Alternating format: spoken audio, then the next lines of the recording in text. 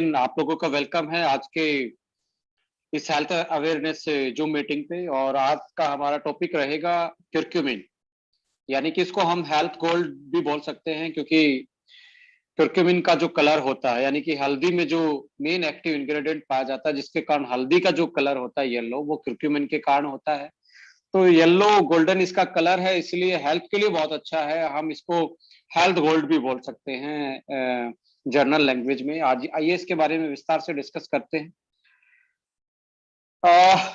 सबसे पहले तो बात आती है कि क्यूरक्यूमिन एग्जैक्टली है क्या। देखिए, ये बायो एक्टिव मॉलिक्यूल है जो कि हल्दी में येलो कलर जिसके कारण पाया जाता है वो क्यूरक्यूमिन ही है। यानी कि हल्दी का बायो एक्टिव मॉलिक्यूल, टर्मरिक का बायो एक्टिव मॉलिक्यूल क्यूरक्यूमिन पाया जाता है हल्दी में। Most research and clinical trial molecule आप इसको बोल सकते हैं। रिसेंटली यदि लास्ट डिकेड की मैं बात करूं तो सबसे ज्यादा क्लिनिकल ट्रायल्स और स्टडी किसी एक नेचुरल बायो एक्टिव मॉलिक्यूल्स पे, इंग्रेडिएंट पे हुआ है तो वो क्यूरक्यूमिन है। देखिए, ये हल्दी में जो बायो एक्टिव मॉलिक्यूल होते हैं उनमें क्यूरक्यूमिनोइड कॉम्प्लेक्स होते हैं, और उस क्यूरक्यूमिनोइड का ही एक हिस्सा क्यूरक्यूमिन है। यानी कि क्यूरक्यूमिनोइड में लगभग 60 से 70% क्यूरक्यूमिन बायोएक्टिव पाया जाता है, और उसके साथ साथ दूसरे क्यूरक्यूमिनोइड्स भी होते हैं, वो भी हमारी हेल्थ के लिए बेनिफिटेड होते हैं।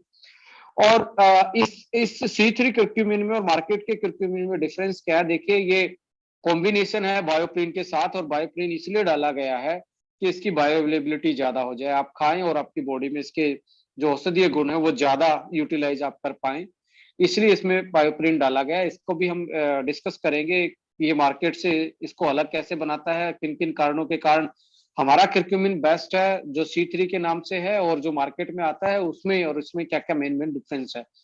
और इसकी यदि एक सबसे ज्यादा प्रॉपर्टी पे बात किया जाए तो वो पावरफुल एंटी इंफ्लामेटरी प्रॉपर्टी है। एंटी इंफ्लामेटरी का मतलब है इन्फ्लामेशन, इन्फ्लामेशन का मतलब है कि सूजन। आपके शरीर में किसी भी कारण के कारण, चोट लगने के कारण, इन्फेक्शन के कारण, पेस्टिसाइड के साथ, पोल्यूशन के कारण, लाइफस्टाइल के कारण सूजन जो आ जाती है, वो सूजन के कारण ही वो बीमारी में कन्वर्ट हो जाती है। सूजन को इंग्लिश में ही इन्फ्लामेशन बोला जाता है। तो हल्दी का जो बायोएक्टिव मॉलिक्यूल है क्यूरक्यूमिन, वो एंटी इन्फ्लामेटरी यानी कि सूजन के अगेंस्ट काम करता है और हमें बीमारी से बचाता है। और इसको आइए एक बार डिस्कस कर लेते हैं एग्जैक्टली ये कैसे कैसे काम करता है, इसका मैकेनिज्म क्या है। देखिए, सबसे पहले हमें समझना पड़ेगा इन्फ्लामेशन क्या है और इसमें इसका रोल क्या है बीमारी के संबंध में। इन्फ्लामेशन और डिजीज, देखिए मेन कॉज बहुत सारी बीमारियों में इन्फ्लामेशन का होता है। सूजन पहले आती है, उसके बाद धीरे धीरे वहां ब्लड सप्लाई रुक जाती है, ब्लड सप्लाई रुकने के बाद उस एरिया में इन्फेक्शन बढ़ जाता है, और वो धीरे धीरे डैमेज या उसकी जो ऑप्टिमम वर्किंग है वो इनिबिट होती है, यानी कि वो कमजोर पड़ जाती है, इसलिए वो बीमारी का रूप ले लेता है। तो यह जब इन्फ्लामेशन क्रोनिक हो जाए तो वो एक डिजीज में कन्वर्ट हो जाता है, राइट। देखिए, इन्फ्लामेशन और डिजीज, वो इन्फ्लामेशन के कारण पल्मोनरी डिजीज हो सकती हैं, जैसे कि आपके है लंग्स और यानी कि फेफड़ों से रिलेटेड कोई बीमारी है, सांस से रिलेटेड कोई बीमारी है। हाइपरटेंशन यानी कि ब्लड प्रेशर से रिलेटेड, हाइपरटेंशन के पीछे भी इन्फ्लामेशन को बहुत बड़ा रीजन माना गया है। कैंसर के पीछे भी रीजन माना गया है। कोरोनरी वेस्कुलर डिजीज, जो हृदय और खून की नलियों से संबंधित जो बीमारियां हैं, उनमें भी इन्फ्लामेशन को बहुत बड़ा रीजन माना गया है। डायबिटीज 2 में भी पैनक्रियाटिक की बीटा सेल्स पे इन्फ्लामेशन के कारण हुए, उनमें उनकी एक्टिविटी कमजोर पड़ जाना, तो उसके पीछे भी inflammation. Arthritis, autoimmune disease, neurological disorder और सो मेनी आज लाइफस्टाइल रिलेटेड जो बीमारियां हैं उसमें इन्फ्लामेशन एक मेन रीजन है। अब देखिए, इन्फ्लामेशन आप कैसे पता लगाएंगे कि कोई बीमारी इन्फ्लामेशन से है। देखिए, किसी भी बीमारी के पीछे यदि आपने ITIS आइटिस लिखा मिले, जैसे आर्थराइटिस, ब्रोंकाइटिस, साइनेसाइटिस, गैस्ट्रिटाइटिस और रेनेटाइटिस, ऐसी जिसके पीछे भी आइटिस से आपको लगा मिले, तो उसका सीधा मतलब है कि ये इन्फ्लामेशन से फैलने वाली ही बीमारी है। इसके पीछे इन्फ्लामेशन ही मेन रीजन है। तो आपको आराम से पहचान पाएंगे कि ये बीमारी इन्फ्लामेशन से है, किस चीज से है। जिसके पीछे आइटिस लिखा हो, उसके उसका मतलब है ये बीमारी का जो मेन कॉज है वो इन्फ्लामेशन है, राइट। देखिए, इसके पीछे यदि साइंस जानने की कोशिश करेंगे तो हमारी शरीर की सबसे छोटी इकाई जो है जिसको हम कोशिका बोलते हैं, जिसको हम सेल बोलते हैं इंग्लिश में, हर सेल में एक एनएफकेबी नाम का सपोज करें एक बटन टाइप का, जैसे हमारे इलेक्ट्रिक स्विच होते हैं, ऐसे ही एक एनएफकेबी नाम का स्विच होता है। यदि वो ऑन हो जाए तो इन्फ्लामेशन बढ़ना स्टार्ट हो जाता है बॉडी में। तो इसका मतलब ये है कि उसको ऑन होने से बचाना है, यानी कि उसको ब्लॉक करना है कि वो ऑन ना हो। ऑन होगा तो इन्फ्लामेशन होगा, सूजन आएगी, सूजन लगातार बढ़ती जाएगी, उस एरिया में ब्लड की सप्लाई रुकेगी और वो बीमारी का रूप ले लेगी। तो यानी कि एनएफकेबी हर सेल में होता है। ये तो एक्टिव होगा तो इन्फ्लामेशन, या एक्टिव नहीं होगा तो ये इन्फ्लामेशन से बचा रहेगा। तो एनएफकेबी एक्टिवेशन को हमने स्टॉप करके ही हम बीमारी से और इन्फ्लामेशन से बच के हम अपनी बीमारी पे कंट्रोल पा सकते हैं। तो एनएफकेबी के एक्टिवेशन के फैक्टर यदि हम जाने कि वे किस किस चीज के कारण ये एक्टिवेट होता है, तो इसके पीछे बहुत सारे रीजन हो सकते हैं। उनमें से स्ट्रेस एक मेन रीजन, आज के लाइफस्टाइल से हम टाइम पे खाना नहीं, सोना नहीं, रेस्ट नहीं करना प्रॉपर, बहुत सारे चैलेंजेस हैं, बहुत सारी कंपटीशन है हमारे सामने। तो स्ट्रेस एक रीजन होता है जो कि एनएफकेबी की एक्टिविटी को बढ़ाता है, उसके एक्टिवेशन का काम करता है, जिसके कारण इन्फ्लामेशन ज्यादा होती है हमारे शरीर में। इन्फेक्शन हो सकता है वायरस के कारण, बैक्टीरिया के कारण, जैसे आज आप देख पा रहे हैं कोरोना के टाइम में जो इन्फेक्शन है वो भी हमारे लंग्स में इन्फ्लामेशन हो जाता है, लंग्स में पस बनना स्टार्ट होता है इन्फ्लामेशन के कारण, और पस के कारण हमारा जो लंग्स है या फेफड़े हैं वो पस से भर जाते हैं, जिसके कारण एयर पैसेज रुक जाते हैं, यानी कि हमारी ऑक्सीजन का आदान प्रदान ब्लड से और जो हम लेते हैं उसका आदान प्रदान कम हो जाता है, सांस लेने में तकलीफ आती है। उसकी वजह से ऑक्सीजन कमी होने की वजह से समटाइम कैजुअलिटी होने के चांसेस ज्यादा होते हैं। तो उस केस में भी क्यूरक्यूमिन एक बहुत बड़ा रोल प्ले कर सकता है, उसमें भी हम डिस्कस करेंगे। फ्री रेडिकल, हर सांस में ऑक्सीडेशन होता है, हम ऑक्सीजन लेते हैं, अंदर ग्लूकोज को ब्रेक करने के लिए काम करती है और कार्बन डाइऑक्साइड वापस चली जाती है और एनर्जी हमारी बॉडी में मिल जाती है। तो उसमें एक बाई प्रोडक्ट निकलता है जिसको आरओएस बोलते हैं, reactive oxygen species.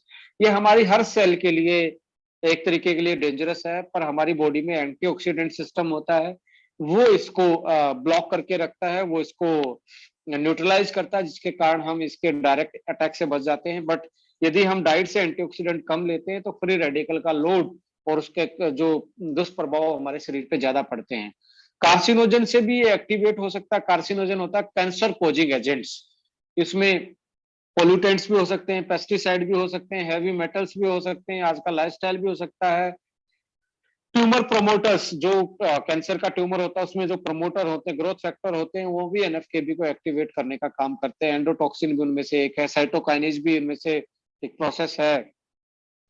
Free fatty acid और एनिमल बेस्ड डाइट, देखिए स्टडी में ये पाया गया जो एनिमल बेस्ड डाइट ज्यादा खाते हैं, एनिमल प्रोडक्ट्स ज्यादा यूज करते हैं, वो ज्यादा एंटी इन्फ्ला जो उनमें ज्यादा इन्फ्लामेशन होता है बॉडी में एज कम्पेयर टू जो प्लांट डाइट पे, वेगन डाइट पे रहते हैं, क्योंकि वेगन डाइट में एंटीऑक्सीडेंट ज्यादा होते हैं as compare to animal based diet में। तो जो वेजिटेरियन है उनके लिए एडवांटेज है कि उनकी बॉडी में इन्फ्लामेशन होने के चांसेस, लाइफस्टाइल रिलेटेड जो डिसऑर्डर हैं, चाहे वो हार्ट से रिलेटेड हो, डायबिटीज से रिलेटेड हो, या न्यूरोलॉजिकल जो डिसऑर्डर है, उसमें प्लांट बेस्ड डाइट में कम होने के चांसेस हैं एज कम्पेयर टू जो एनिमल बेस्ड डाइट पे रहते हैं।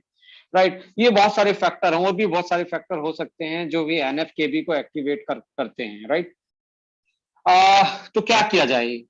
तो एक ही समाधान है कि हमें एनएफकेबी को सुप्रेस डाउन करके रखना पड़ेगा, यानी कि उसको हमने इनिबिट करके रखना पड़ेगा, उसको एक्टिवेट होने से बचाना पड़ेगा। ऐसी चीजें हमें इन्वॉल्व करनी पड़ेंगी जो उसको एक्टिवेट होने से बचाए।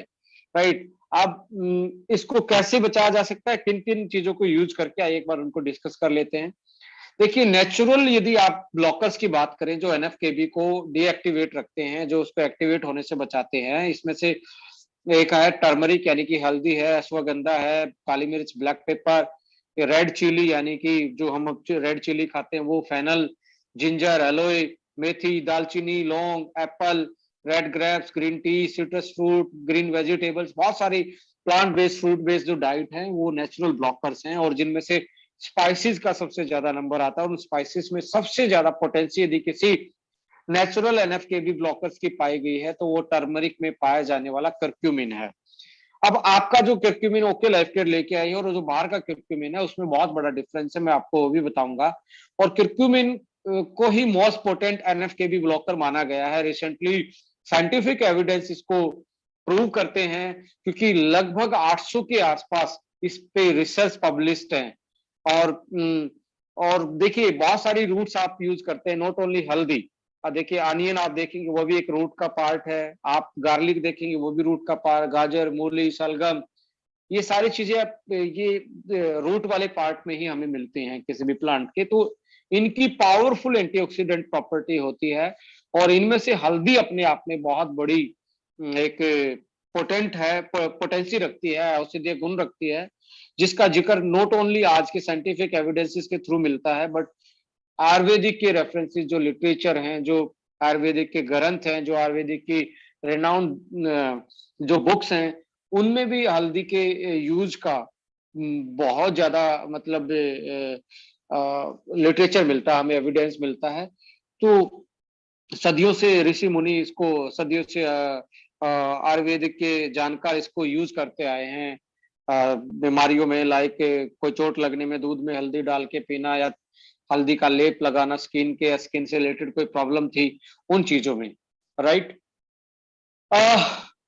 यदि मैं क्यूरक्यूमिन और C3 कॉम्प्लेक्स, जो ये हमारा क्यूरक्यूमिन है, इसमें और क्यूरक्यूमिन में डिफरेंस देखा जाए, तो जो आप बाहर का जो सिंथेटिक क्यूरक्यूमिन है उसके 6 कैप्सूल और आपका 1 कैप्सूल बराबर का काम करता है, राइट। तो कहने का मतलब एक ही है हमारे की बायोपोटेंसी बहुत ज्यादा है, क्योंकि ये 3 क्यूरक्यूमिनेट कॉम्प्लेक्स से बना है, जिसमें क्यूरक्यूमिन 60 से 70% है, डीमिथॉक्सी क्यूरक्यूमिन है, और साथ में सॉरी 20 डीमिथॉक्सी क्यूरक्यूमिन है। और ये पेटेंटेड C3 कॉम्प्लेक्स क्यूरक्यूमिन है, जो कि सिबिल्सा लैब का पेटेंटेड है, और ओके लाइफ केयर ने इस पेटेंटेड को आपके लिए आपके यूज के लिए, आपको हेल्थ बेनिफिट क्यूरक्यूमिन के ज्यादा मिले, इसको ओके लाइफ केयर ने उनके माध्यम से लॉन्च किया है।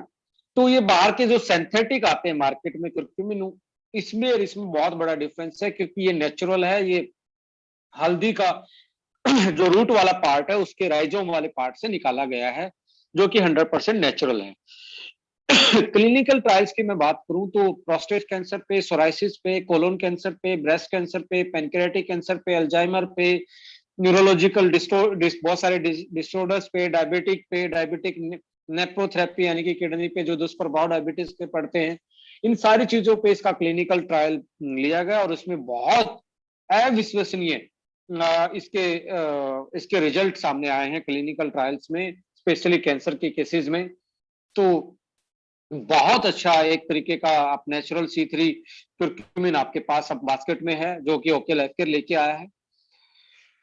C3 हमने बायोप्रिन भी इसमें ऐड किया गया। बायोप्रिन ये भी एक पेटेंटेड नाम है पाइप्रिन का। पाइप्रिन भी बायोएक्टिव मॉलिक्यूल है, जैसे क्यूरक्यूमिन हल्दी में पाया जाता है, ऐसे ही बायोप्रिन पाया जाता है काली मिर्च में, यानी कि ब्लैक पेपर में।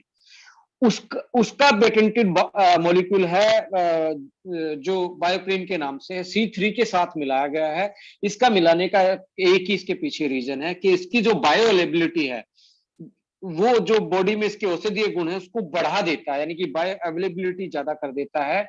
लगभग 100 जो स्टडी में पाया गया 154 टाइम, 154 टाइम ये हायर कर देता है bio availability as compare to जो नॉर्मल क्यूरक्यूमिन होता है, जब इसको हम बायोप्रिन के साथ मिला देते हैं, तो इसको ये यूनिक बनाता है, राइट। यानी कि 6 कैप्सूल वर्सेज 1 कैप्सूल। मार्केट के क्यूरक्यूमिन के जो 95% क्यूरक्यूमिन की मात्रा को जस्टिफाई करते हैं, और C3 बायोप्रिन के साथ यदि आप लेंगे तो ये मार्केट के 6 कैप्सूल और इसका 1 कैप्सूल बराबर मात्रा में ये एक तरीके का बराबर होता है। तो वाई डेली C3 क्यूरक्यूमिन डेली क्यों खा सकते हैं? क्योंकि एक कॉम्बिनेशन है, सिनर्जेटिकली इफेक्ट डालता है बायोप्रिन के साथ, बहुत जल्दी एब्जॉर्ब होता है, और बहुत जल्दी इसकी इसकी जो एंटी इंफ्लेमेटरी प्रॉपर्टी है हमें मिलती है। सिंथेटिक नहीं है, नेचुरल है, कोई इसका साइड इफेक्ट नहीं है, एंटी इंफ्लेमेटरी रोल प्ले करता है, एंटी कैंसर है, हार्ट डिजीज में ये काम करता है, ब्रेन पे ये काम करता है, LDL HDL रेशो को ये मेंटेन रखने का काम करता है, आर्थराइटिस में ये बहुत अच्छा काम करता है, इम्यूनिटी को ये बूस्ट करता है, एंटी एलर्जी की है, लंग्स हेल्थ, जो कि आज कोरोना के टाइम में सबसे बड़ा इम्पैक्ट किसी पे पड़ता है, इसमें बहुत अच्छा काम करता है। ये रिड्यूस करता है इनटेक ऑफ पेन किलर्स का देखिए, हिपेटोटॉक्सिक माने जाते हैं पेन किलर, हमारे लिवर और किडनी के लिए बहुत ज्यादा हार्मफुल हो सकते हैं। लगातार उनका यूज और हैवी डोज कोई लेता है तो उस डोज को कम किया जा सकता है, क्योंकि एंटी इंफ्लामेटरी रोल आपका क्यूरक्यूमिन प्ले कर सकता है, जिसके कारण पेन किलर का यूज भी कम हो सकता है। कंट्रोल स्किन प्रॉब्लम्स, सदियों से हल्दी का मुंह पे लगाना, फेस पे लगाना शादियों के टाइम पे आप देखते आए हैं, तो ये स्किन प्रॉब्लम को भी मतलब बहुत अच्छे तरीके से, इवन सोरायसिस जैसी बीमारी में भी आप इसको यूज कर सकते हैं। ईजिंग अर्थराइटिस, अर्थराइटिस में काफी आराम मिलेगा यदि आप करक्यूमिन को लगातार यूज करेंगे, और अदर जॉइंट्स ऑफ प्रॉब्लम उसमें भी आपको इसमें बहुत अच्छे रिजल्ट देखने को मिल सकते हैं इसके यदि रेगुलर सेवन किया जाए तो। स्किन केयर, स्पेशली जब आप स्किन की केयर के लिए चूज करें तो आप C3 करक्यूमिन, ब्यूटीफुल और विटामिन सी तीनों का कॉम्बिनेशन ले सकते हैं। यदि आप ऑर्थो केयर के लिए जा रहे हैं तो करक्यूमिन के 4 से 6 कैप्सूल आप पर डे ले सकते हैं अर्थराइटिस के केस में, ऑर्थो ओमेगा साथ में और जॉइंट जिम, ये 3 प्रोडक्ट आपको काफी अच्छा कॉम्बिनेशन ये बन सकता है हमारी नजर में, कि आप ortho care, complete ortho care करना चाहते हैं तो ये 3 प्रोडक्ट आप दे सकते हैं। कैंसर प्रिवेंशन की ये बात की जाए तो C3 करक्यूमिन के 6 कैप्सूल पर डे, गैनोलाइफ के 4 कैप्सूल पर डे और तुलसी ड्रॉप, ये 3 कॉम्बिनेशन है जो कि आपकी रिकरेंस के चांसेस कम करेगी, या जो कि आपका ट्यूमर का साइज है उसको कंट्रोल करने का काम कर सकता है।